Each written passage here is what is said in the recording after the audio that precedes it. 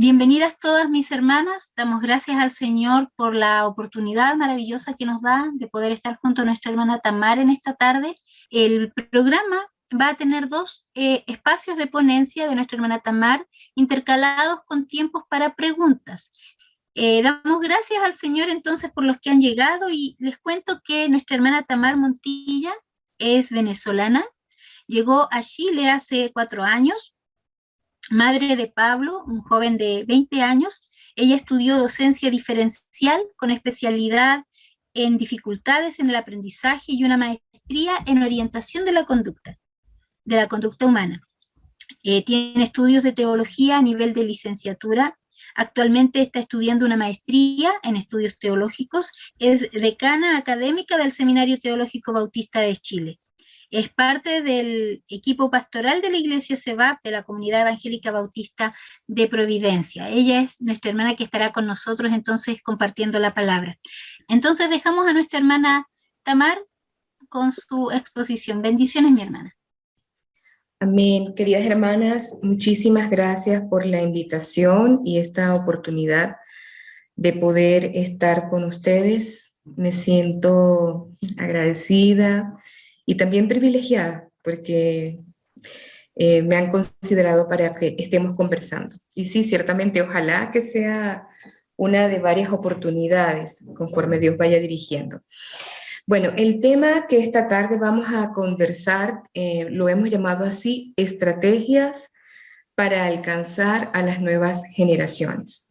Cuando estamos hablando de las nuevas generaciones, estamos incluyendo un término sociológico que se ha utilizado en las últimas décadas para hablar de las personas que tienen edades entre la niñez, la preadolescencia, la adolescencia y la juventud. Entonces, como ustedes ven, estamos pensando en nuevas generaciones de una manera bastante amplia, bastante abarcativa. Esta tarde yo me quisiera restringir un poco a las edades preadolescentes, adolescente y de alguna manera acercarnos un poco al tema también de la juventud.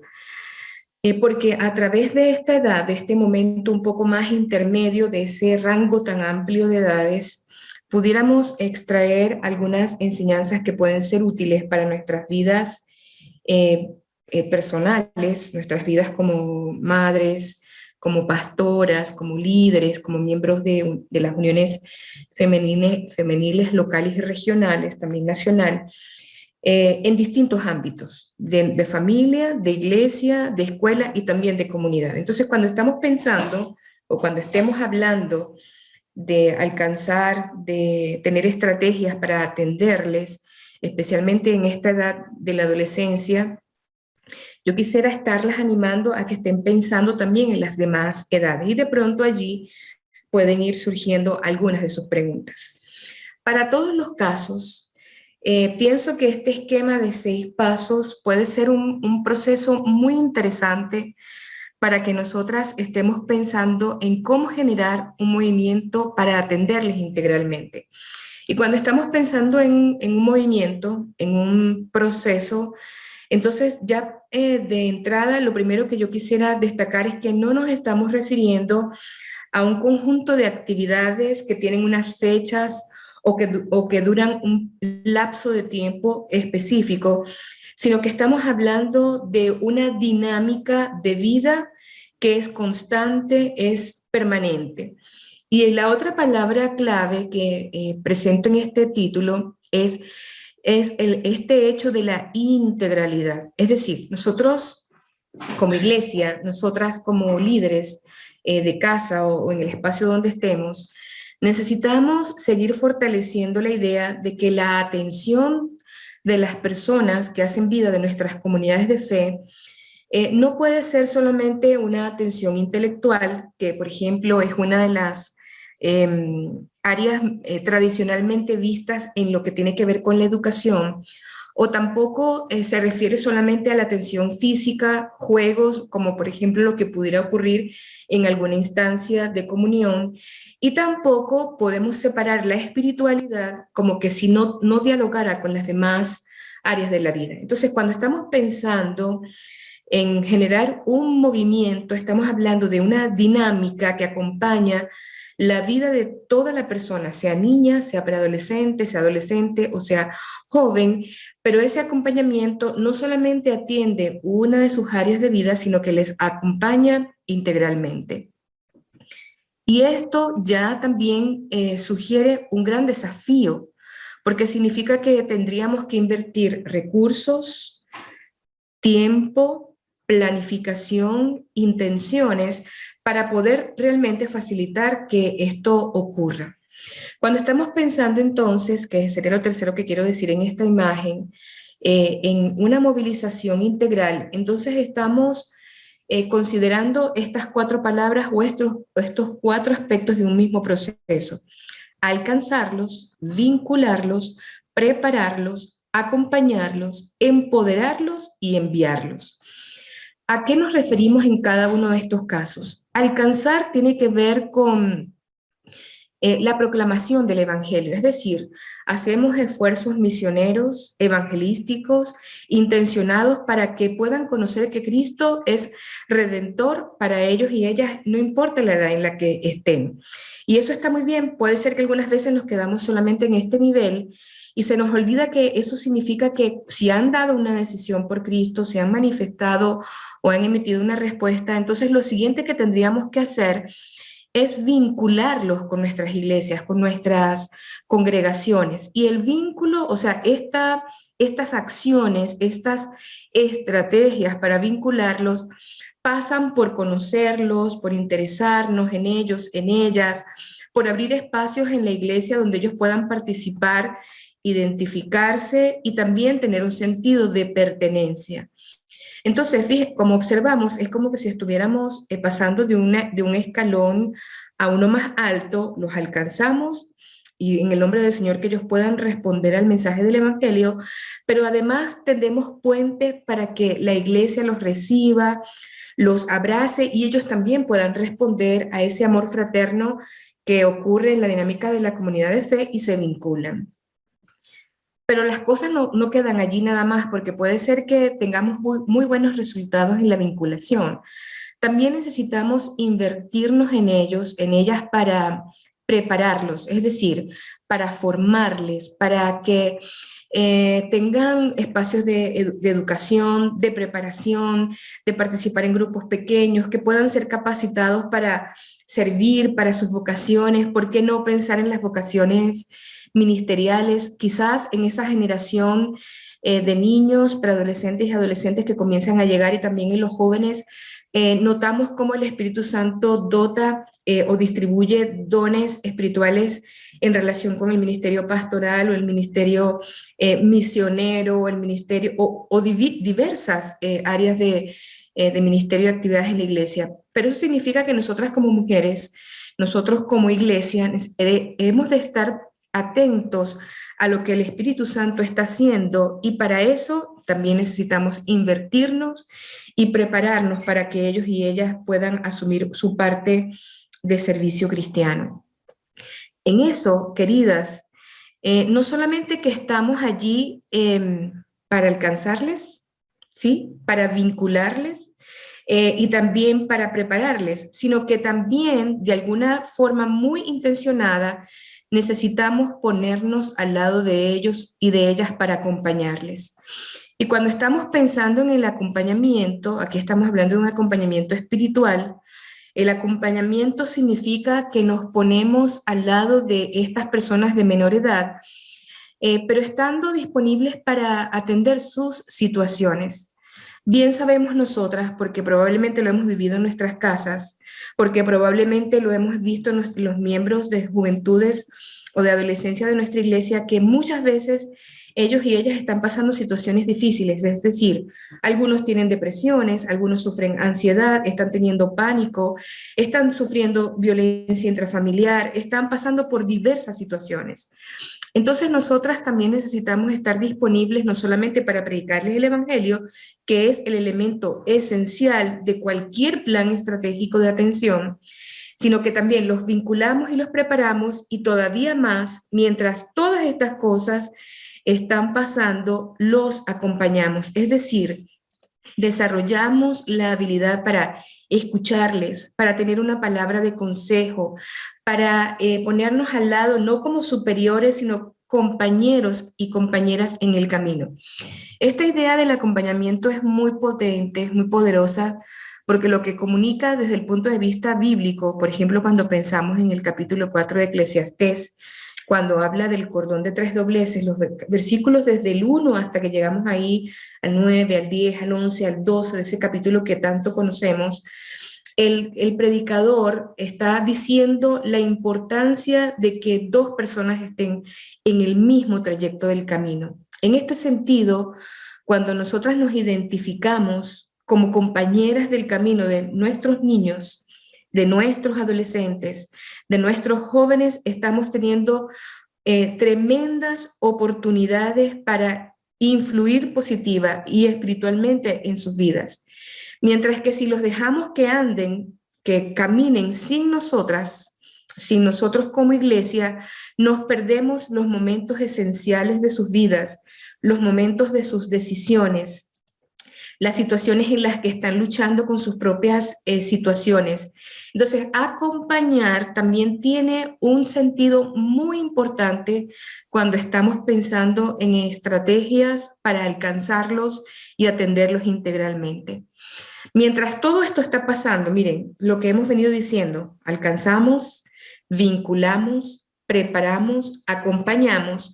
Lo siguiente es irles empoderando en el ministerio y en el servicio cristiano, es decir, también estar atenta, como decía antes, con el tema de la preparación o de la formación, estar atentas a la posibilidad que surja para que ellos puedan estar sirviendo, abrir posibilidades de servicio en el área de la liturgia, en el área de los medios o, de lo multimedia, no sé, donde Dios va moviendo la vocación de estos niños, estas niñas, de estos adolescentes y jóvenes, para que ellos puedan irse sintiendo parte de la iglesia de Cristo, haciéndose también parte de la misión de Dios y puedan tener un lugar.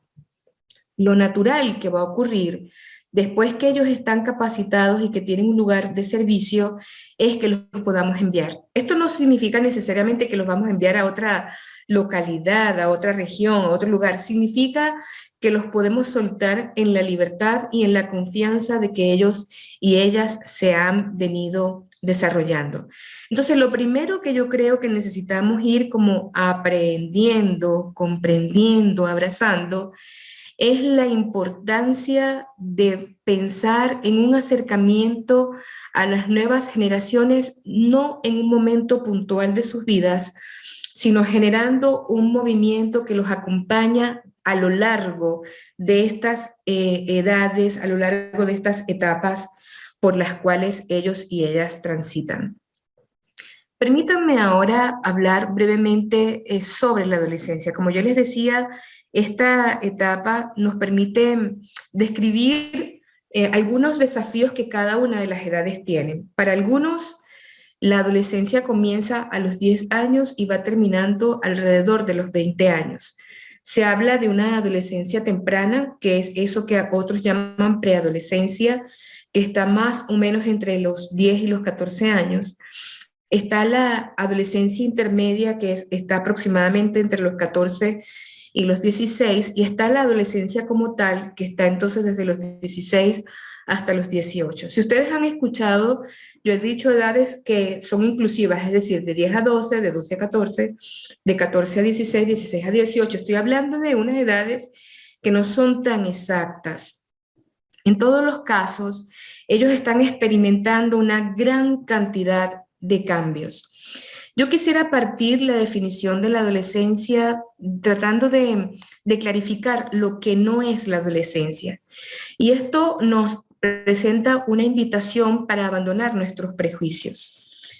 Si yo les preguntara, y ustedes quisieran allí escribir en el chat, ¿qué es adolescencia? Probablemente alguna de las respuestas serían aquellos que adolecen, Otra respuesta probablemente estarían relacionadas con la rebeldía, el desafío, el desajuste, la pasividad o la hiperactividad, en fin, probablemente tendríamos muchas definiciones que mostrarían los prejuicios que nosotras y que nosotros como nacionales chilenos, como latinoamericanos, hemos adoptado, hemos recibido en herencia.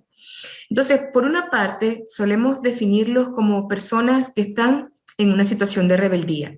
Entonces los definimos así, son rebeldes. Y en ese sentido, una aclaración que quizás necesitamos hacer es que realmente los adolescentes no están en rebeldía.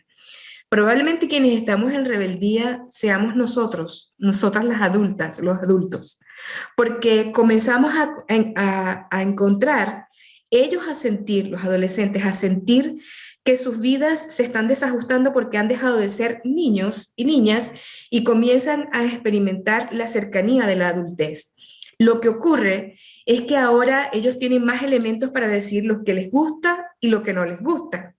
Ellos comienzan a tener, como que a confrontar nuestras opiniones con sus propias opiniones. Y nosotros, los adultos, nosotras, las adultas, nos sentimos amenazadas y desafiadas. Y por eso, históricamente, la historia más reciente, hemos aprendido a decir que son rebeldes.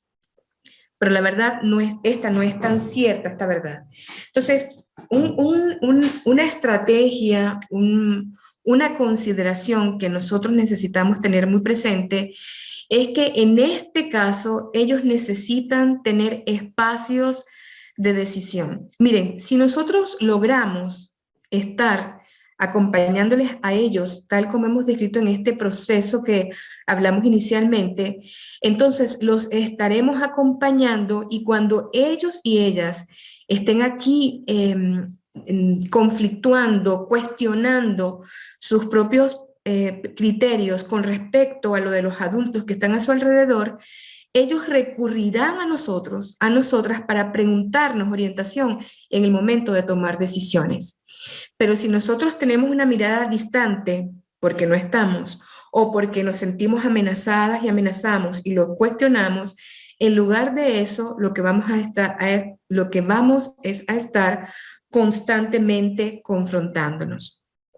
Además, necesitamos en este momento, para disminuir, para mitigar eso que hemos interpretado como rebeldía, es darles espacios de libertad, libertad controlada en el sentido de, por supuesto, que no les vamos a dejar sin límites. O sea, la libertad no es igual a ausencia de límites.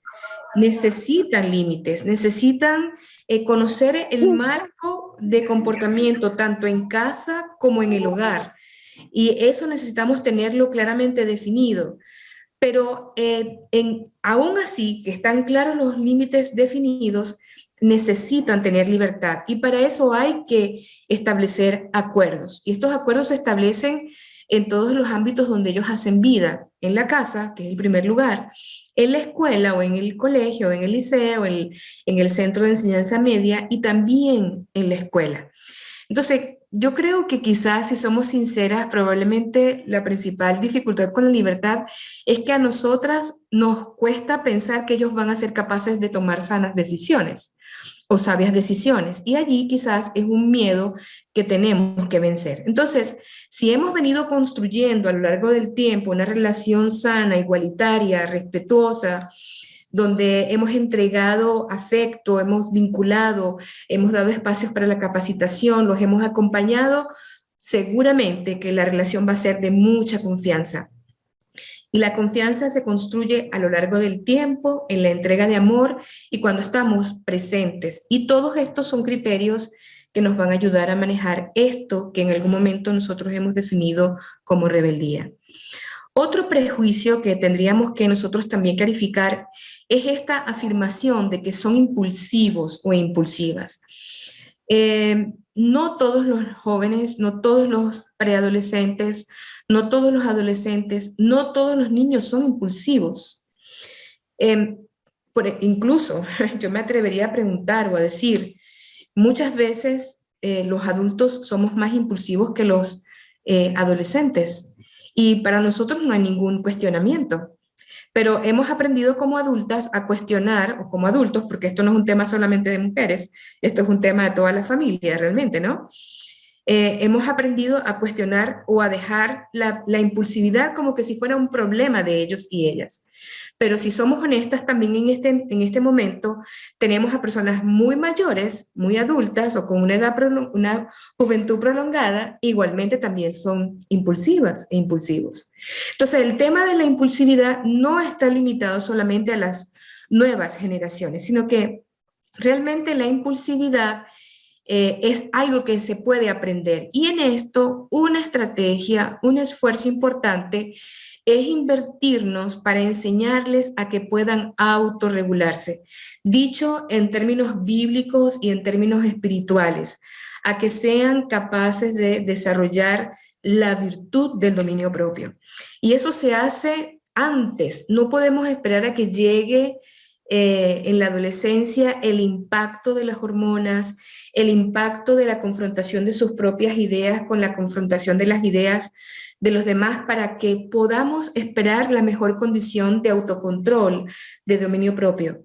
Por eso, la autorregulación, el dominio propio, el control de impulsos, necesitamos enseñarlos en edades más tiernas, en edades tempranas, y que no es el resultado de la imposición o de la obligación, porque cuando hemos pasado mucho tiempo obligando a que nos obedezcan, entonces cuando llegan a la adolescencia, allí sí van a estar rebeldes.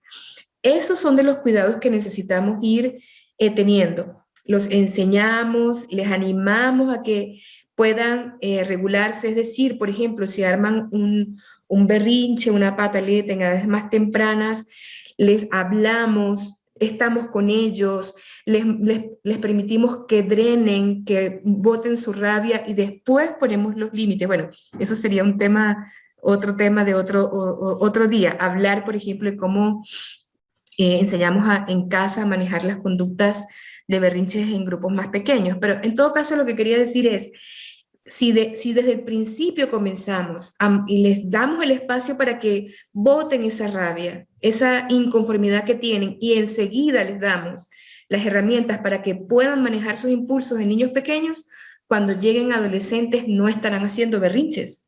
Entonces eso significa que nosotros como familia y como iglesia somos los que tenemos que invertirnos en este sentido. Y el tercer de los prejuicios probablemente que tengamos que corregir es esta afirmación de que son incomprensibles, incoherentes y que son inconstantes. Y la verdad es que otra vez pudiera ser que estemos hablando de nosotras mismas, de nosotros mismos. A veces somos nosotros los incomprensibles.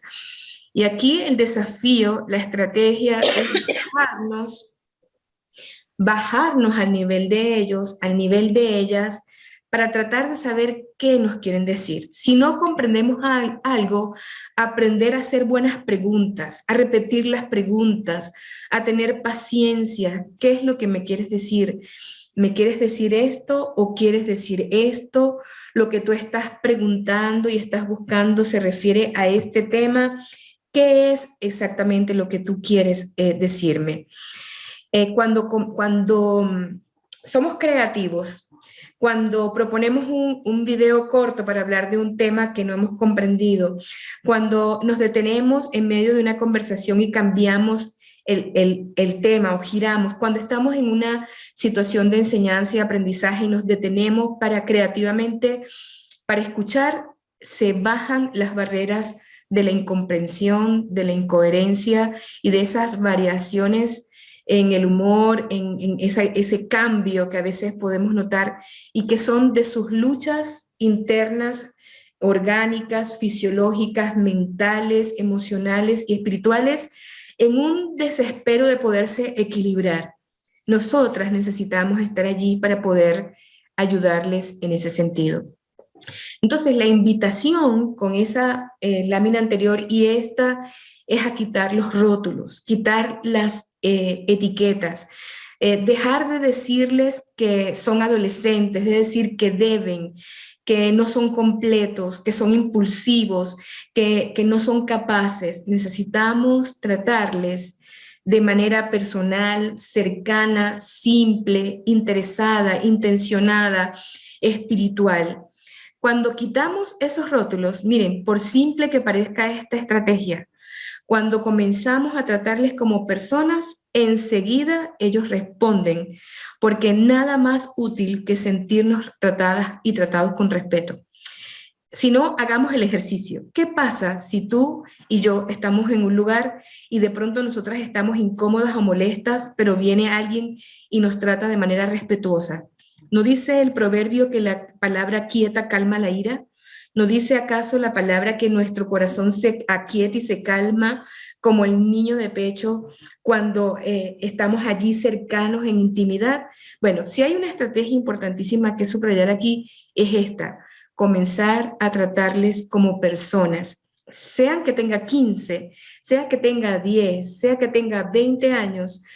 Importante recordar que esa persona, ese niño, esa niña, ese preadolescente merece nuestro trato respetuoso. Y eso les puedo asegurar, no porque lo diga yo, sino porque lo dice realmente la palabra, va a quitar la molestia o la irritabilidad que pueden tener. Ya nos vamos a ir acercando a nuestro primer tiempo para preguntas y respuestas, y yo espero que ustedes estén allí anotando, y quisiera terminar esta parte presentando esta definición que tengo acá. Ojalá que me dé el tiempo, pero espero que sí. Dice, entonces, un poco para redondear lo que he dicho hasta ahora, miren, la adolescencia no es adolecer, es decir, porque cuando yo digo que adolecen, estoy diciendo que tienen defectos, que están dañados, que no están completos. La adolescencia, si sabemos que no es ni niñez ni es adultez, necesitamos comprenderla como que es una transición, no es una sala de espera. O sea, no es un lugar donde tienen que estar allí de manera pasiva e inerte hasta que cumplan 20 años y sean adultos. La adolescencia es una etapa tan plena de la vida que necesitamos aprender a potenciarla. La adolescencia, porque todos los demás aspectos ya los hemos mencionado, solamente quisiera acentuar el último punto donde dice, la adolescencia no es simetría, o sea, no hay un equilibrio entre lo biológico y lo mental, porque el desarrollo orgánico, hormonal, es mucho más rápido e intenso que lo que va ocurriendo a nivel mental. Por eso, en la medida que como que se van balanceando esos cambios, en la medida que esos ajustes van ocurriendo, es que podemos y necesitamos tenerles paciencia para que puedan experimentar esta situación. Además, necesitamos recordar que la adolescencia es parte del desarrollo de la vida. O sea, todas las personas, tú y yo, vamos a ver, yo les veo las caras y todas nosotras estamos por encima de la adolescencia. Pero todas fuimos en algún momento adolescentes, ¿cierto? Y seguramente que si recordamos cómo fue nuestro momento, a lo mejor tendremos recuerdos en que gente que nos comprendió, gente que no nos comprendió. Entonces es muy importante que sepamos que la adolescencia es una de las edades de la vida: niñez, preadolescencia, adolescencia, juventud y adultez. Y si vamos desarrollando u ordenando las etapas de la vida de esa manera, entonces es como que si estuviéramos, y me gusta mucho esta expresión, como que si estuviéramos en un segundo parte, en un segundo momento en el que se está ordenando nuestra identidad. La identidad con Dios, la identidad con nuestra familia, nuestra identidad biológica, la identidad de sexo, la orientación sexual, la identidad religiosa, la identidad relacional. Por eso esta es una etapa tan, pero tan intensa. En la adolescencia se transita del yo al nosotros. Quiero decir con esto, como lo he descrito en la parte final de esta diapositiva, en esta parte, en este punto.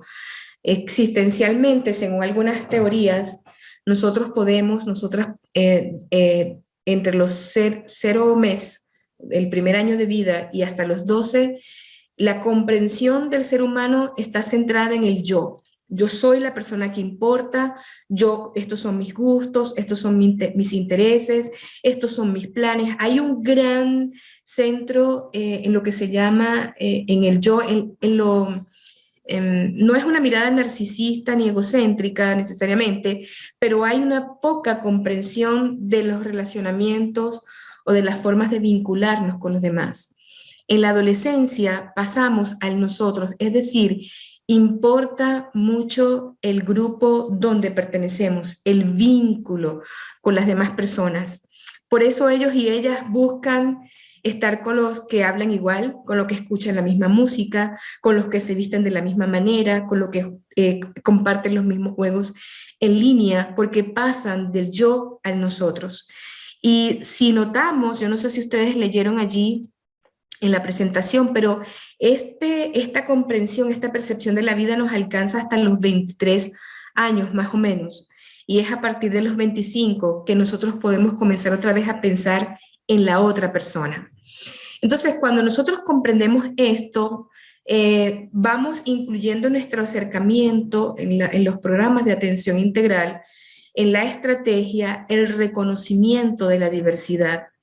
Vamos a mirarlos no solamente como el momento puntual en el que están con sus luchas y sus tensiones y sus desbalances, sino que los miramos en sus proyectos de vida, tratando de animarles a que encuentren su vocación, tratando de invertirnos en capacitarlos para que ellos y ellas puedan servir a su familia, servirse a sí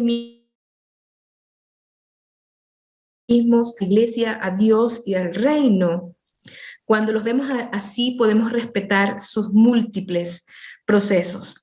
Entonces, y con esto cierro aquí para dar el pase al primer tiempo de preguntas y respuestas. Entonces, en este sentido, lo primero que necesitamos afirmar es que las estrategias de alcance para los adolescentes, las adolescentes deben ser integrales, es decir, que nutran su pensamiento, que atiendan sus variadas emociones, que sean capaces de desarrollar también su área física, su socialización con sus iguales y con otras personas, que podamos tener planes y metas intencionados. Bueno, con esto voy a regresar en la segunda parte de nuestra conversación de hoy.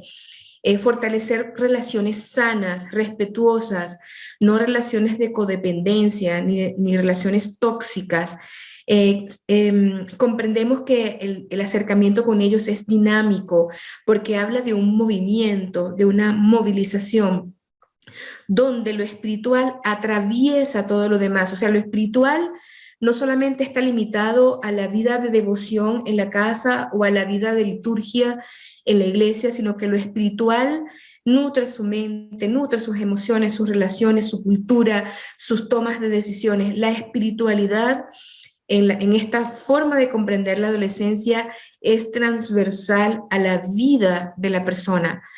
Y por eso, como último, entonces, nuestras estrategias deben apuntar a la integridad, es decir, mostrarles la importancia de la pureza en cualquier lugar, la importancia de la firmeza en el carácter en Cristo, a que sean lo mismo, honestamente lo mismo donde se encuentren.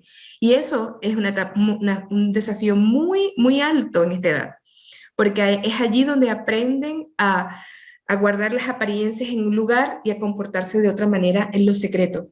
Cuando podemos enseñar desde chiquititos, desde chicos, que lo espiritual atraviesa todo, entonces les estamos entregando más herramientas para que ellos sean auténticos, auténticas donde se encuentren, porque saben que es espiritual estar con sus amigos, porque saben que es espiritual jugar, porque saben que es espiritual lo que están experimentando y eso les protege. Eso realmente es lo que les va a permitir a ellos poder ser adolescentes en libertad y en espiritualidad sana. Por el momento me detengo, hermana Noemí, y aquí hagamos el primer alto, si les parece bien. Estamos en espera de algunas preguntas que ustedes quieran ir haciendo. Tengo una pregunta. Yo hace muchos años que trabajo con adolescentes y he vivido de todo, Pero últimamente hay una pregunta frecuente entre los que trabajan con adolescentes, que me ha tocado estar, cuando encontramos un niño o una niña que está en la etapa de, ¿cómo se le dice?, de experimentación y tiene confusión de su sexualidad. Entonces, ¿qué consejo daría a los líderes de adolescentes cuando dentro de su grupo? Porque cuando uno sale a la calle y evangeliza, uno trae una cantidad de niños de todo tipo. No estamos hablando de hijos de miembros y también pasa también que empiezan con alguna duda. Entonces, ¿qué se le puede aconsejar una estrategia así puntual para, para que se prepare el líder? Gracias, hermana Ingrid. Muy buena y desafiante la pregunta. Yo creo que todas las líderes y todos los líderes que trabajamos con adolescencia, lo primero que necesitamos es estudiar, hacer estudios de educación sexual. Y yo creo que eso es una de las cosas que a veces sacamos de nuestro currículum de atención a los adolescentes. Necesitamos diferenciar qué es sexo, qué es género, qué es orientación sexual, qué es identidad sexual, que son categorías totalmente todas distintas unas de la otra. Además, necesitamos saber, conocer, por ejemplo, todo lo que tiene las implicancias legales con respecto a estos temas. Con respecto a la exploración, hablando desde el punto de vista de la sexualidad, de manera inmediata, como una estrategia, no podemos alarmarnos. O sea, ¿qué hacemos muchas veces nosotras como líderes cristianas? Si un niño nos habla de sus exploraciones, nosotras inmediatamente, muchas veces, nos alarmamos y cuestionamos y cerramos las puertas para que nos digan lo que están viviendo. Entonces, algo que de forma directa necesitamos desarrollar, esto es una destreza que se desarrolla cuando estamos trabajando con los demás, es la capacidad de escuchar sin juicio de valor. Y eso es un elemento de suma importancia, escuchar sin juicios de valor. Y óigame lo que quiero decir, esto no es condescendencia con el principio bíblico, son cosas totalmente distintas. Estoy diciendo tener la capacidad de escuchar, que me está diciendo que aquí no hay ningún adolescente, ¿verdad? Ningún niño o niña en esta audiencia que tenemos en este momento. ¿Ya? No escandalizarme porque me está diciendo que estuvo autoexplorando sexualmente, o sea, lo que normalmente se ha llamado masturbación, que está teniendo experiencias de exploración entre iguales, homofóbicas, lésbicas, que ha tenido inicios o exploraciones, juegos, coqueteos, juegos previos con algún heterosexuales. O sea, si eso se da porque, digamos, tenemos la confianza o porque llegamos y descubrimos, porque también puede ser eso, que llegamos y descubrimos alguna conversación, necesitamos no alarmarnos, necesitamos mantener la calma y escuchar lo que está pasando. Una segunda cosa importante desde el punto de vista estratégico es hacer preguntas correctas, es decir, ¿de qué estás hablando? ¿Qué quieres decir? ¿A qué te estás refiriendo? ¿Cómo te sientes al hacer este juego? ¿Por qué estás explorando? ¿Por qué crees que es importante explorar? ¿Hiciste eso porque otros te dijeron que lo hicieras? Ese tipo de preguntas nos ayuda realmente a saber ante qué estamos. Si es una situación única, si es algo que se está repitiendo, si es el resultado de haber sido obligado o obligada, incluso si es el resultado de haber sido víctima de abuso sexual en el pasado. Por eso este es un tema tan complejo, porque a veces lo que es lo que estamos observando externamente, que es la conducta sexual exacerbada o activada, puede ser el resultado de experiencias previas que no son voluntarias, o sea, el resultado de alguna forma de abuso. Y por eso también necesitamos estar como alertas ante esta situación. Recogimos la información, o sea, sabemos. Entonces, lo siguiente que necesitamos estar es dejar las puertas abiertas para hablar de este tema todas las veces que sea necesario. Es decir, no es alimentar nuestro oído, nuestra necesidad de copuchar sobre el tema. Eso no nos pasa a nosotras, eso le pasa a otra gente. A veces eso pasa, que entonces queremos como que, y cuéntame, ¿qué te pasó? ¿Y por qué lo hiciste? Y nos mantenemos en eso. Me estoy refiriendo a desarrollar la capacidad y la disponibilidad para que ellos y ellas nos cuenten lo que esté pasando, por complejo que sea. Porque cuando yo dejo el puente abierto, yo tengo mayor posibilidad de acompañar lo que hablábamos antes. Y estando allí, yo voy a poder influir, voy a poder decir, bueno, ok, esto es todo lo que tú estás viviendo. Ahora, ¿te parece bien si revisamos qué dice la Biblia? Y al abrir Biblia, estamos partiendo, Ingrid, del hecho de que estamos en iglesia, en marcos de iglesia, ¿verdad? O en marcos de familias de iglesia. Entonces, sí, abrimos la Biblia. ¿Qué dice la Biblia? Que sean ellos y ellas los que cuestionen, no que cuestionemos nosotros. ¿Sí me estoy explicando? Porque ahí cambia la cosa. Porque si no, yo estoy haciendo el sermón. Uso la palabra de mi hijo. Mi hijo tiene 20 años. Y algunas veces él me dice, mamá, no necesito el sermón. Necesito que me digas qué es lo que tengo que hacer. Ya. Yo le dije, no, ok, no. Yo creí que no te estaba sermoneando. No me repitas lo que ya sé. ¿Qué crees tú que tengo que hacer? Pero no es lo mismo. Entonces entramos en el debate porque a veces somos muy buenas dando sermones, lo que ellos ya saben que no tienen que hacer. Cuando le cambiamos la pregunta, pero ¿y tú qué crees que tienes que hacer? ¿Qué dice la Biblia con respecto a esto? ¿Cómo te sientes con respecto a esto? Ellos van llegando porque eso es un cambio de estrategia, porque ellos ya no necesitan que le digamos qué hacer, ellos necesitan validar lo que saben que tienen que hacer. Al hacer ese cambio, puede ser que tengamos mejores resultados. Ingrid, eso por el momento, porque lo otro que es importante es que cada caso se tiene que atender por separado, ¿sí? Porque las experiencias son dependiendo de dónde viene y quién las está manifestando. Entonces, por el momento eso para como una manera general, no sé si te respondo. Hermana Ingrid, decía usted que tenía una pregunta más. Pasa que muchos líderes se encuentran con los papás que llevan años en la iglesia y cuando uno quiere formar vínculos de lo que usted hablaba, que es súper importante, no va a haber nada de resultado si no hay vínculos. Entonces, en ese proceso de vínculos, muchos papás desconfían o les cuesta soltar. Entonces, es uno de los problemas que yo tengo actualmente. Quieren que sus hijos crezcan, quieren que sus hijos sean fortalecidos, pero al momento de soltarlos un poquito o de permitirle darle un permiso, no, como que se reprimen. Y también está la excusa es que no quiere ella, no quiere él, pero cuando el papá o la mamá se oponen, son firmes. No, yo no quiero que tú vayas a esta actividad, no sé, un encuentro, o un paseo, un retiro, una salida a la playa 2 días, cosas así, me refiero.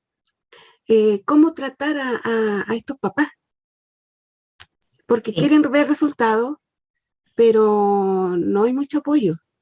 Gracias, Ingrid, por la pregunta. Sí, cuando estamos hablando de vinculación es los adolescentes con la iglesia, pero por supuesto que también incluye a la familia. Y yo creo que sí, tienes toda la razón, es un gran tema lograr esa vinculación. El vínculo se da por la confianza. Y construir la confianza requiere de inversión de tiempo. Hay como dos asuntos que se asocian para la formación de la confianza. Que ellos noten que hay un amor incondicional, y en este caso estamos hablando del amor ágape, amor incondicional, y junto con el tiempo. Estos dos son elementos claves de la ecuación que resulta en la confianza. Entonces, cuando yo en el tiempo, o sea, estoy diciendo es que probablemente nos vamos a tardar 6 meses, 1 año para levantar una confianza.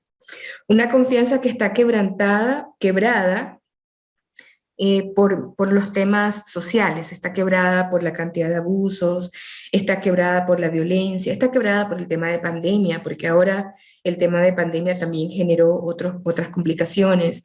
Puede ser, yo no conozco la situación de ninguna iglesia, así que hablo en general, puede haber sido quebrada por experiencias previas en la iglesia donde hubo abusos de poder en el liderazgo de adolescentes y de jóvenes.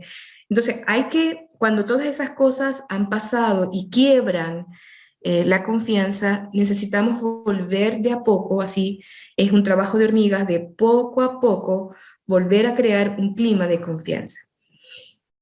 Cuando algunas condiciones se dan, entonces, por ejemplo, porque ha pasado el tiempo y se nota el amor incondicional, entonces lo que podemos ir haciendo es vincularlos parcialmente antes de llegar a situaciones que requieran de mayor compromiso de confianza. Es decir,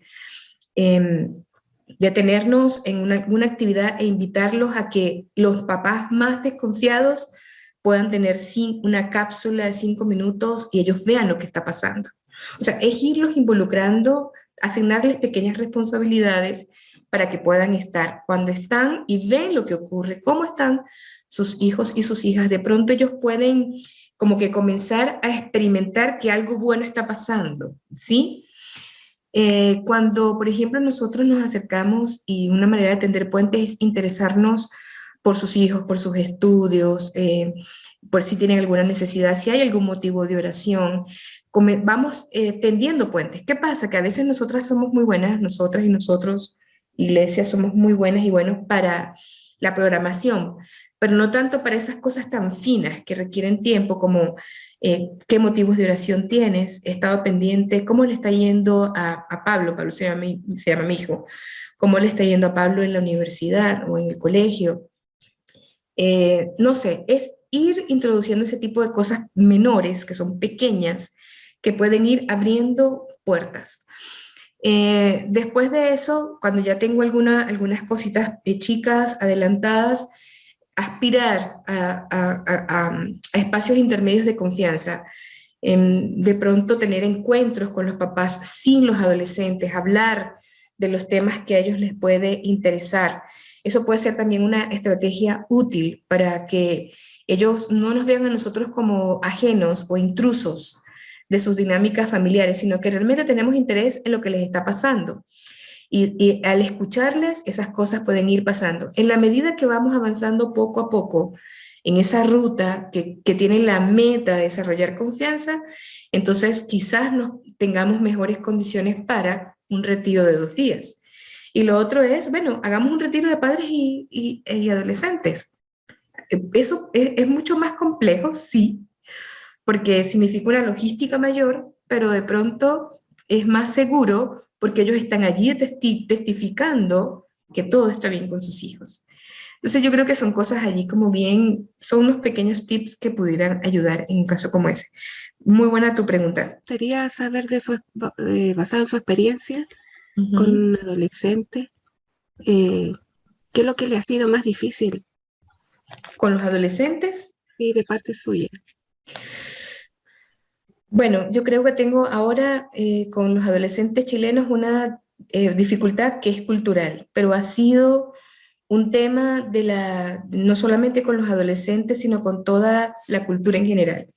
Y aprovecho para mencionarlo porque en nuestro país, y ahora yo siento como Chile como país, o sea, no estoy hablando de Venezuela, sino el país en el que he adoptado para vivir, la interculturalidad es muy notoria. Donde estamos, en cualquier iglesia donde estemos, hay hermanos y hermanas de otras nacionalidades. Entonces, para mí ha sido un tema, yo he tenido que voluntariamente estudiar mucho en interculturalidad para poder acercarme y entender. Eso ha sido como que mi mayor desafío recientemente. Y en los en tiempos anteriores, el otro tema que para mí fue difícil tiene que ver con la asignación de responsabilidades, es decir, notar, aprender que ellos realmente podían desarrollar ministerios. Eso fue para mí al principio muy difícil, y ahora ya no, pero al principio fue muy difícil dejar esa, porque cuando yo les hablo a ustedes del mito que tenemos, de verles como personas incompletas, no es algo que yo aprendí y que de lo cual yo estuve libre, yo tuve que aprenderlo. Comenzar a verles, por ejemplo, capaces de acompañar a los hermanos y hermanas a contar las ofrendas, de verles capaces de unirse con los grupos de oración, de verles capaces de compartir una predicación un domingo y no el domingo del Día de la Juventud o del Día del Niño o un programa especial. Verles capaces, por ejemplo, de ser parte del equipo de Ujieres o de recepción de la iglesia en un programa especial. Y que no sea una actividad especial, sino que sea algo permanente, fue para mí un gran desafío. Tuve que aprenderlo mucho. Tuve que desarmar mi mirada tan adultocéntrica de creer que la expresión máxima del ministerio cristiano estaba en el adulto. Yo tuve que desaprender eso. Entonces ahora les estoy compartiendo dos desafíos que he tenido. Uno más estructural, en el sentido del cambio que tuve que experimentar para reconocerles y ver que puede ministrarme en la palabra un niño de 10 años, tanto como puede hacerlo el pastor de la iglesia, ¿sí? Y el otro desafío para mí como extranjera ha sido poder encontrar la forma de acercarme a la adolescencia y a la juventud chilena con mi diferencia cultural, sabiendo que no puedo hacerlo de la misma manera, que yo tengo que hacer lo necesario para comunicarme, para llegar de manera respetuosa, sin imponer mi cultura, ¿sí? Para mí eso ha sido bien desafiante y he sido muy enriquecida al escucharles. Con Pablo he tenido que aprender palabras, jergas, para comunicarme, porque ahora estoy en el ministerio pastoral con los adolescentes en mi iglesia. Entonces, para escucharles, para reírme con ellos, para echar tallas con ellos al nivel de ellos, son cosas que he tenido que aprender. Y ahí, gracias Ingrid por tu pregunta también. Gracias, mi hermana Tamar. Vamos a una pausa, hermana Tamar, si tiene algo que tocar con respecto a la oración, lo vemos al regreso para la segunda ponencia de nuestra hermana, 5 minutos de descanso. Continuamos, entonces, les animamos a reintegrarse a la sala, si es que se había puesto de pie quizás, para poder continuar con la segunda parte. Bendiciones, mi hermana Tamar. Amén, gracias. Mientras voy abriendo la presentación para continuar, sí, definitivamente la oración es un tema no menor. Necesitamos orar definitivamente por ellos y por ellas. Ahora, debe ser una oración intencionada en el sentido de saber que en la medida que oramos, Dios hará y nosotras también tenemos que tomar una participación. Y quisiera conectar eso que decías con este pasaje que solemos leer en Navidad, que está allí en Lucas 1, y voy a leer solamente unos pocos textos para rescatar algunos aspectos que son relevantes. Dice, al sexto mes, el ángel Gabriel fue enviado por Dios a una ciudad de Galilea llamada Nazaret, a una virgen desposada con un varón que se llamaba José, de la casa de David, y el nombre de la virgen era María. Y entrando el ángel donde ella estaba, dijo, salve, muy favorecida, el Señor es contigo, bendita tú entre las mujeres. Mas ella, cuando le vio, María, se turbó por sus palabras y pensaba qué salutación sería esta. Entonces el ángel le dijo, María, no temas, porque has hallado gracia delante de Dios, y ahora concebirás en tu vientre y darás a luz un hijo y llamarás su nombre Jesús. Ustedes conocen el resto y el detalle de la historia. Solamente la he traído esta tarde para recordar algunas cosas que a veces se nos van de la vista. Ciertamente, en nuestras iglesias, en cada una de nuestras uniones femeniles o en nuestras congregaciones, tenemos distintos programas. Unos programas están más direccionados a lo educativo, otros programas en nuestras congregaciones, seguramente en todas nuestras uniones femeniles tenemos distintas actividades, tenemos programaciones, incluso A veces hasta podemos tener la programación anual completada. Para mí, el principal énfasis de esta temática de hoy tiene que ver con el hecho de tratar de llegar a lo esencial de nuestra programación, de nuestros proyectos, y es relevarles a ellos y a ellas como personas, relevarles no solamente como objetos de programación, sino como sujetos con los cuales Dios tiene un trato especial. Y en eso concuerdo en que es muy importante orar, y por eso decía todavía más, estar expectantes ante lo que Dios hará. Por eso había pensado, y estaba ahí en la presentación, este pasaje. María, que es la joven virgen que está en condición de ser novia, ya lista para casarse, era una niña de edad corta. Algunos dicen que podía estar entre los 14 y los 16 años. Lo que dice allí cuando refiere el autor del Evangelio, que ella está como novia, ella está ocupándose, muy probablemente se hubiera encontrado ocupándose de los asuntos de su matrimonio. Y estando así, Dios la selecciona para cumplir a través de ella un propósito específico. A través de ella usa un acercamiento, la escoge para dar cumplimiento con el regalo, la gracia que más ha impactado el mundo. Yo no sé si ustedes se han detenido a pensar en esto, pero probablemente si tú y yo hubiéramos tenido que escoger a la persona a través de la cual hubiera venido el Mesías, a lo mejor no hubiéramos escogido a una niña. Sin embargo, es bien especial notar cómo Dios la escogió a ella. Ella, además, también quisiera destacar brevemente, porque es la finalidad que tengo ahora en estos breves minutos, destacar la capacidad de la respuesta de ella. Ella se sorprende. Ella en esa visita queda expuesta ante la manifestación de Dios a través de un ángel. Y la respuesta inicial es de miedo. Dice allí, el ángel le dice, no te turbes, porque lo que estaba pasando no era menor. No tengas miedo, María, le dice el ángel, porque has hallado gracia delante de los ojos de Dios. Aquí una muy buena pregunta sería, ¿qué características tuvo esta adolescente para que Dios la escogiera? Pero lo que quiero subrayar es el hecho justamente de eso, de su capacidad de reconocer que Dios se le había acercado y la capacidad que ella tuvo para responder con solicitud, con presteza, con rapidez lo que Dios le estaba pidiendo.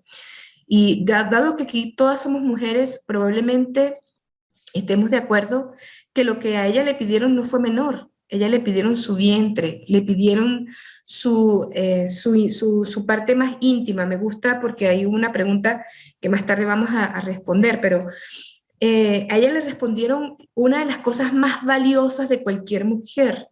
Y eso significaba que ella iba a tener que estar expuesta al señalamiento social. Sin embargo, ella, después que rápidamente se organizó, después de esa breve crisis que experimentó, ella dice, hágase como usted quiera. Y respondió a la solicitud de servicio. No perdamos de vista que quien está respondiendo es una adolescente. Y por eso me gustó mucho, Ingrid, tu pregunta de hace un rato, porque para mí eso ha sido uno de los grandes desafíos, que yo tuve que organizarme en mi mente, que si Dios escogió, ella no es el único caso en la Biblia, este es un caso, pero hay muchísimos otros que pudiéramos enlistar de cómo Dios escogió a niños, adolescentes y a jóvenes para grandes tareas. Y ahí es donde nosotras tenemos que cambiar nuestra mirada. No es solamente desarrollar actividades y programas, es tener la capacidad de notar que Dios les escoge para grandes obras. Ninguna mujer va a ser otra vez escogida para que nazca el Salvador. Ya nació el Salvador y no más. ¿Ya? No necesitamos otro Salvador. Eso estamos claros.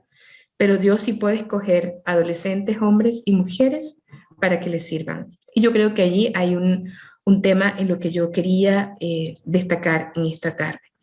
Entonces, pensando en eso, necesitamos también meditar en cuáles son nuestras formas para desarrollar ministerios dirigidos a los adolescentes.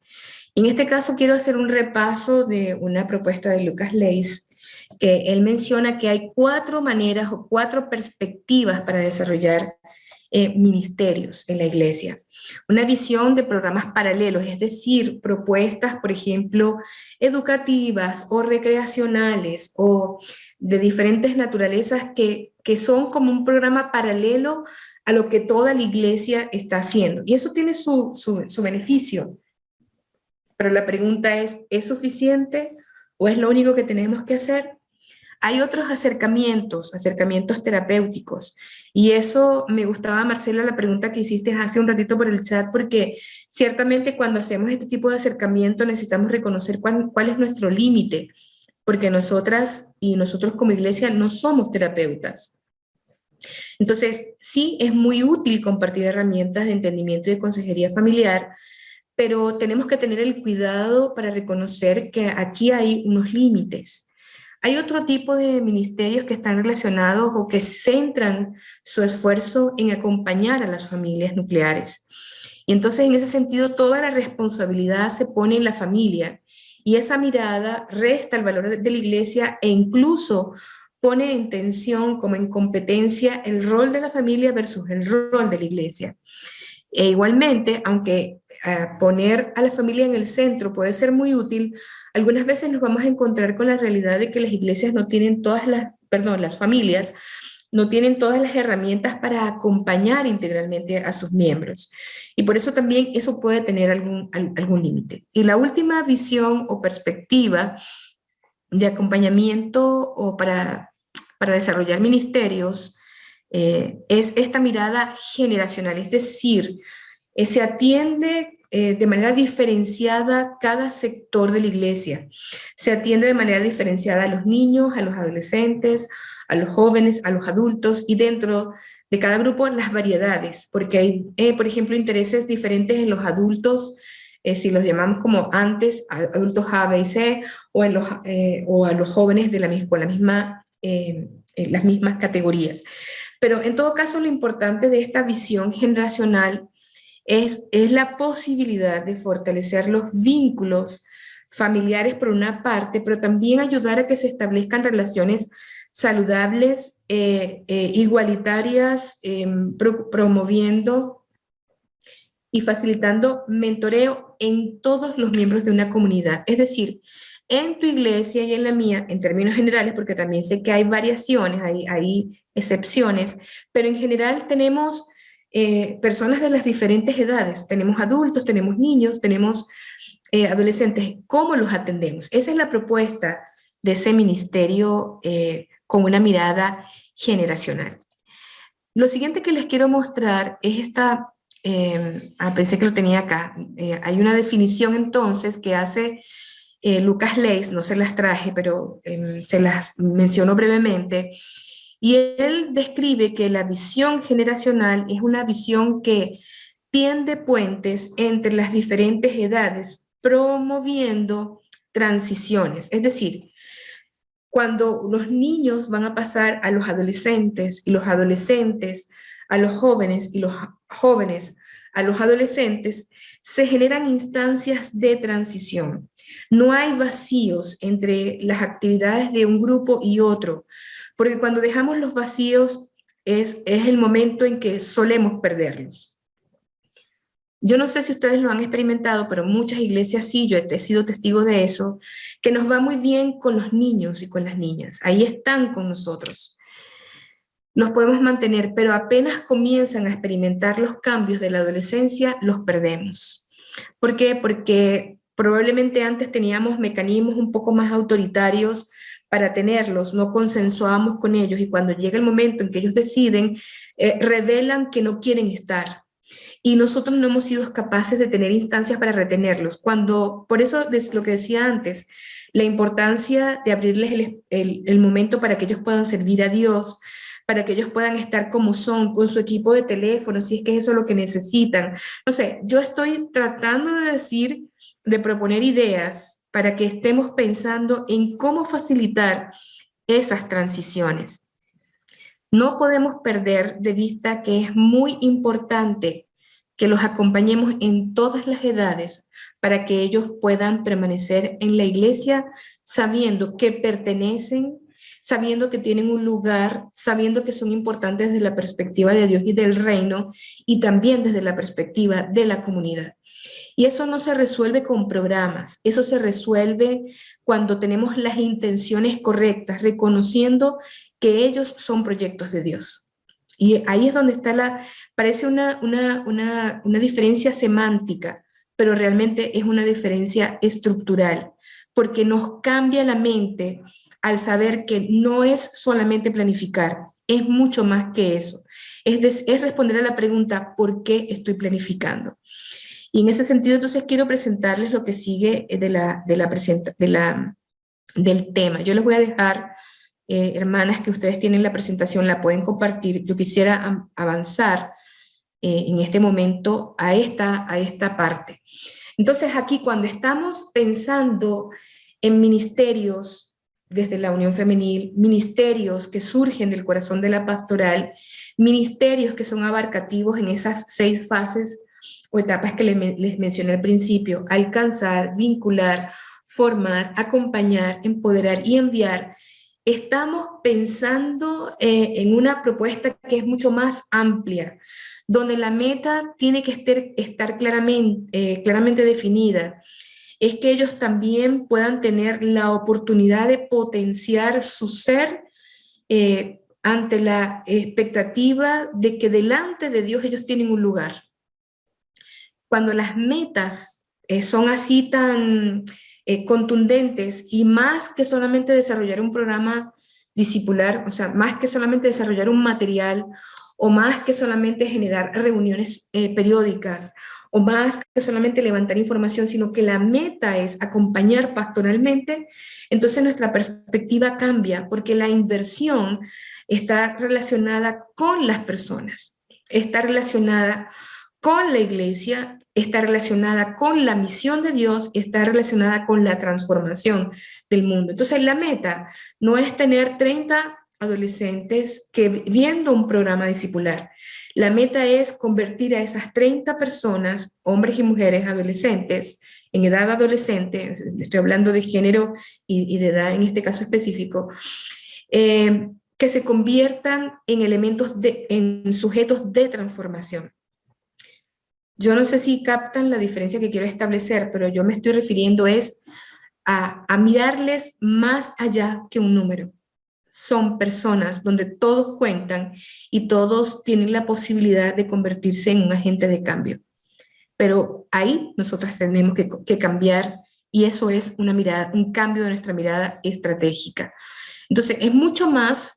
La estrategia, cuando la estamos hablando aquí, no es igual, no la estoy usando como sinónimo de actividades, porque las actividades las podemos buscar, las podemos googlear, ¿sí? Podemos buscar qué tipo de actividades podemos hacer por Zoom, qué actividades podemos hacer al aire libre, qué dinámicas grupales para la integración y el conocimiento o para la profundización espiritual. Pero cuando cambiamos nuestra mirada estratégica, porque reconocemos que ellos y ellas son sujetos de pastoral, son personas que merecen ser integradas, atendidas integralmente y que a su vez se convierten en agentes de transformación, donde se encuentran, entonces las metas son distintas. Además, eso considera entonces las características de la audiencia. Como decía, que levantamos los datos, sabemos sus nombres, dónde estudian, cómo van. Eso es conocer la audiencia, ¿sí? Ahora le damos sentido a esa audiencia. Si yo sé que tengo una población de estudiantes de educación media que tiene problemas entonces yo proveo instancias para acompañar. Si ellos están reportando que son víctimas de acoso sexual o de acoso entre iguales, entonces yo genero espacios debido a lo que la audiencia me está diciendo para poder atender sus características. Miren, con todo lo que está pasando en este minuto en Chile, en los colegios, de las situaciones de violencia, de las acusaciones, de las situaciones de abuso en lugares privados y públicos, la Iglesia de Cristo se tiene que movilizar para atender y no podemos seguir estando en silencio. Esperamos que la resolución venga del Estado o de las instancias de educación como sistema, pero no tomamos nosotros las iniciativas para resolver. Eso es parte de acompañar a las nuevas generaciones de una manera más eficiente. Si pensamos en el liderazgo, aquí yo lo voy a presentar un poco más adelante en la siguiente lámina, pero aquí la pregunta es, ¿qué características tenemos tú y yo para liderarles? ¿Les lideramos desde la influencia espiritual o les lideramos desde la posición y el autoritarismo? ¿Qué tipo de relaciones estamos favoreciendo? ¿Relaciones superficiales o relaciones profundas? Porque si establecemos relaciones profundas, significa que, como hemos dicho desde el principio, estamos dispuestas a invertir en el tiempo. Entonces, los programas que sí, los programas tienen lugar, los proyectos tienen lugar, pero proyectos y programas responden a lo estratégico y no al revés. Entonces, no es que seguimos un programa y un proyecto porque nos entregaron y nos pidieron eso. Y está bien, yo no, aquí no me estoy metiendo con la organización, por favor.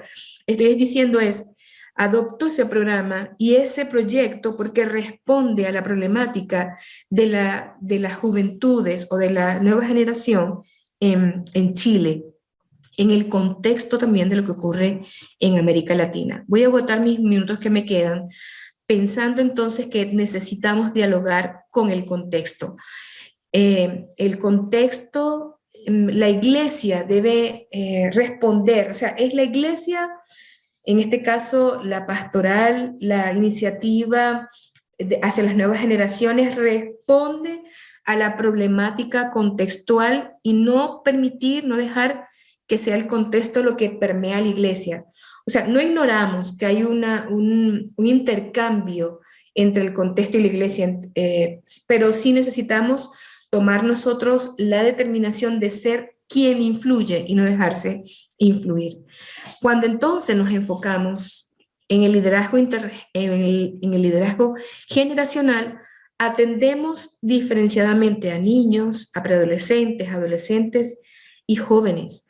Diseñamos estrategias para atender, como ya he venido diciendo, y esto me permite ir redondeando las ideas finales, en la mente, en el corazón, en el cuerpo, en las relaciones, en la espiritualidad toda.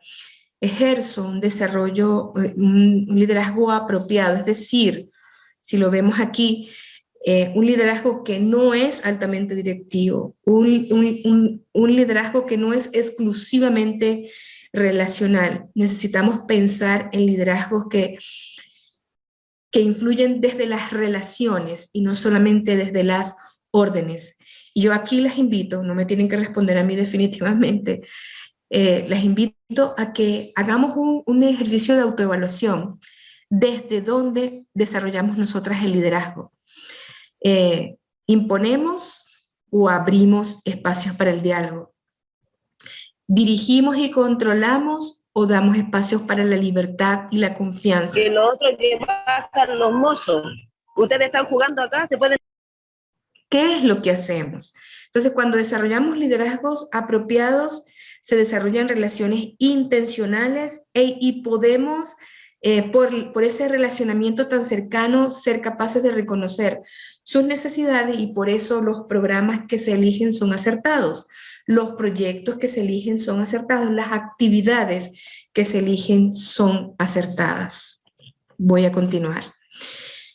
Aquí están algunas preguntas, igualmente se las dejo allí para que ustedes las consideren. ¿Qué sucede en el interior de ellos? ¿Qué necesitan cuando pensamos en propósitos? ¿A dónde nos dirigimos para alcanzarlos? ¿Y qué es lo que queremos lograr? Estas son las preguntas, algunas preguntas que podemos tener para seleccionar programas. Cómo deben ser las actividades, qué los atrae, qué los atiende, cómo satisfacemos sus necesidades, cómo los movilizamos, porque el asunto no es reunir a 100 en espacios cerrados, sino como he venido diciendo en esta segunda parte, tener a 100 capaces de influir en 1000. Esa es la mirada que necesitamos tener, ese es el cambio estratégico que necesitamos tener, verles a ellos capaces de impactar a otros más. Y aquí yo les pregunto, ¿acaso no fue eso lo que hizo Jesús con los 12 discípulos? ¿Se han puesto a pensar que los 12 eran hombres alrededor de los 20 años? Porque esa era la edad en que los maestros llamaban a sus discípulos o que los discípulos escogían a los maestros.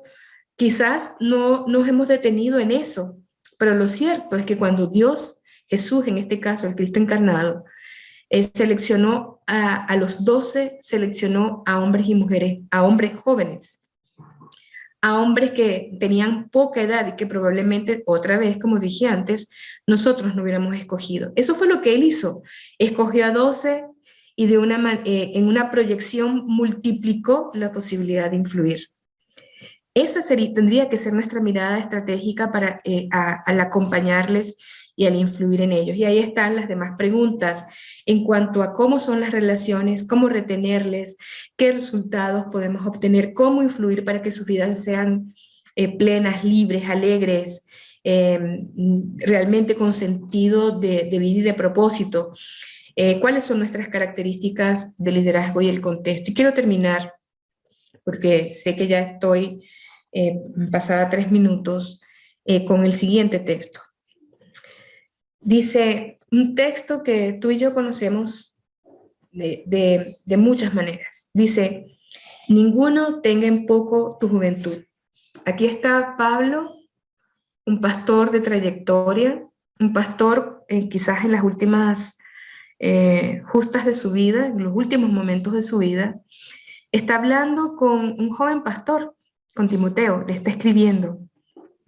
Por eso esta es una de las cartas que se conocen como carta pastoral.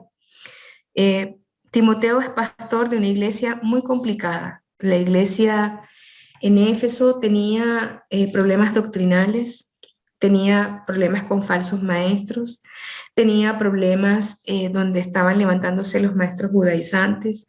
Probablemente allí habían indicadores de aparición de pregnosticismo. Pablo le escribe como un mentor a Timoteo, sabiendo que su condición estaba siendo difícil. Si ustedes leen el capítulo 1 de Timoteo, esta misma carta, primera de Timoteo, vemos a Pablo exhortando a Timoteo, diciéndole que sea fuerte, que sea valiente, porque ese es el espíritu que el Señor le ha entregado. Y después que comienza a desarrollar la carta, en ese versículo tan conocido del capítulo 4, Pablo le dice a Timoteo, Timoteo, que nadie tenga en poco tu juventud, sino sé ejemplo, y aquí entrego unas claves importantes, en palabra, en conducta, en amor, en espíritu, en fe y en pureza. Sin dudas, esto tiene un mensaje muy importante para las nuevas generaciones, es decir, ellos son animados, ellas son animadas a desarrollar una vida que sea ejemplar en el conocimiento que provee la palabra de Dios, un conocimiento que es relevante, que es cristocéntrico, un conocimiento que se eleva por encima de la sabiduría y la inteligencia de este mundo.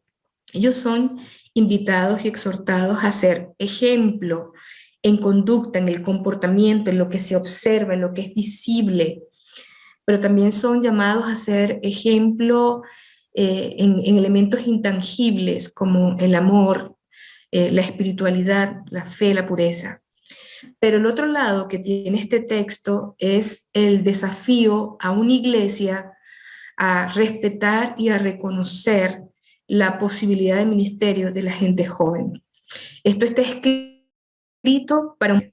Entonces, por una parte, algo que no está, que casi no leemos, por una parte sí está explícitamente el tema de nosotras, y en este sentido hablo de nosotras como uniones femeniles y nosotros como iglesia toda, con hombres y mujeres, capaces de reconocer, de animarles e invertirnos para que sean ellos una generación que crezca en este sentido. Pero el otro llamado es a que nosotros le demos lugar, a que nosotros les abramos el espacio, a que seamos capaces de colocarlos según la vocación que Dios les ha entregado. Y ahí quizás entramos en conflicto, porque es más fácil ver que ellos tienen que ser ejemplo y menos obvio ver que nosotros necesitamos asumir la responsabilidad de acompañarlos y darles lugar para que ellos puedan desarrollar el ministerio para el cual Dios les llama aún a su tierna edad. Dios llamó a un niño rey. Estoy hablando del Antiguo Testamento. Dios llamó a David siendo joven para ser el rey de Israel. ¿Lo recuerdan? Dios llamó a María, como lo hablábamos hoy. Dios llamó a José siendo adolescente. Podríamos revisar distintas instancias en las que Dios llama. Y cuando Dios llama a alguien en una edad corta, eso significa que Dios también llama a la iglesia para que esa persona pueda desarrollar el ministerio que Dios le está entregando. Yo quisiera terminar mi presentación de esta tarde así. Si hay algo estratégico, es justamente reconocer lo que Dios está haciendo y hará a través de niños y niñas, de adolescentes, de jóvenes, a través de estas personas de corta edad que hacen vida en nuestras congregaciones. Dios les bendiga. Amén. Muchas gracias, mi hermana Tamar, por esta ponencia que nos deja varias inquietudes. Hermana Tamar, yo quería hacerle una, y es con respecto a lo que usted planteaba de esta importancia de generar vínculos de largo alcance con los adolescentes. Muchas veces nosotros cuando tomamos trabajos con adolescentes los tomamos por tiempos acotados. ¿Cuál es su parecer con respecto a eso? ¿Cuál podría ser lo más efectivo? Sí, yo creo que sería muy bueno poder preparar generaciones de líderes que sean capaces de mantener lo que se logra en cada momento. Me refiero a esto. Ideal si podemos tener personas que lideran por largo tiempo. Eso es una condición ideal. Pero no podemos escapar ante los cambios, los imponderables, la necesidad de alguien de cambiar de residencia, las cosas que no se pueden medir y que llegan tarde o temprano. Entonces, por eso desde mi óptica, es mucho más recomendable trabajar con equipos de liderazgo que permitan conservar la impronta o los rasgos que pueden ayudar a mantener lo que se ha venido logrando. Por ejemplo, si tenemos un equipo de 3 liderando, entonces, y una de ellas o uno de ellos no está, los demás pueden darle continuidad al trabajo. Por eso yo creo mucho en las transiciones en edades, transiciones en el liderazgo, preparación, para que se pueda mantener, especialmente en los niños más pequeños. Y lo que hablábamos, Ingrid, con tu pregunta, me pareció genial, la pregunta de la confianza con la familia, ¿verdad? Es muy difícil después que se han mantenido vínculos y confianza y se ha logrado, entonces perderlo porque hubo un cambio. Pero si tenemos un equipo, se conservan las ganancias que se han tenido en temas de vínculos y de confianza. Eso, hermana Noemí. Amén, muchas gracias. No sé si alguien más tenía alguna pregunta que quisiera hacer en este momento. Hermana Noemí, yo vi una pregunta en el chat que hizo la hermana Marcela, que dice, ¿qué pasos debemos seguir cuando viene un adolescente y nos comparte situaciones que le están afectando en lo físico y en lo emocional? Me gustó, es muy buena la pregunta. ¿Hasta dónde llega nuestra intervención? Un poco lo mencioné en un punto hace un ratito. Ciertamente ahí nosotras somos el primer frente para acompañar espiritualmente, pero necesitamos reconocer nuestros límites. Por ejemplo, sí estar listas para acompañar y dar primeros auxilios emocionales o primeros auxilios espirituales. Es decir, escuchar con atención, animar a revisar las razones, si es que es algo que ellos están haciendo incorrectamente o si es que alguien les causó un daño. Indagar un poco en eso, las medidas de oración, de lectura de la palabra, la reflexión.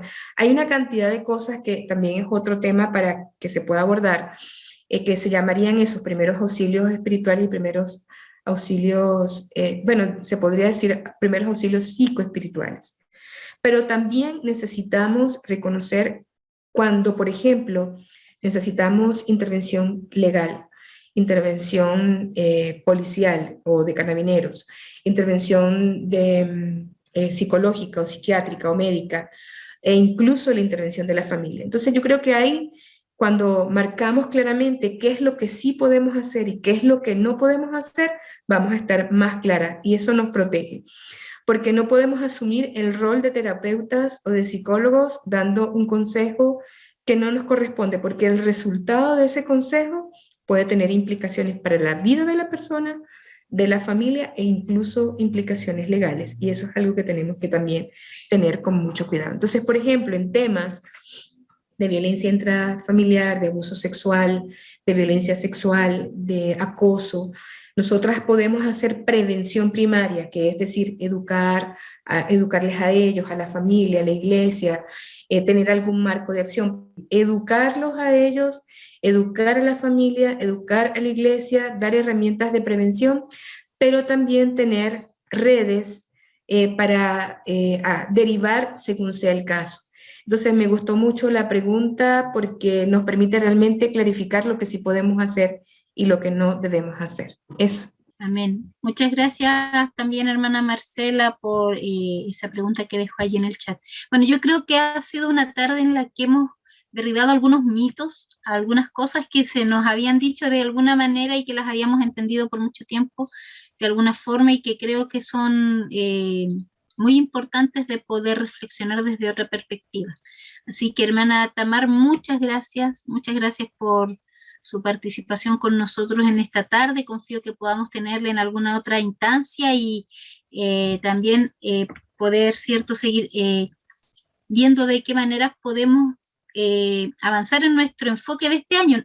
Hoy día hemos recibido muy buenas herramientas para poder concretar eso.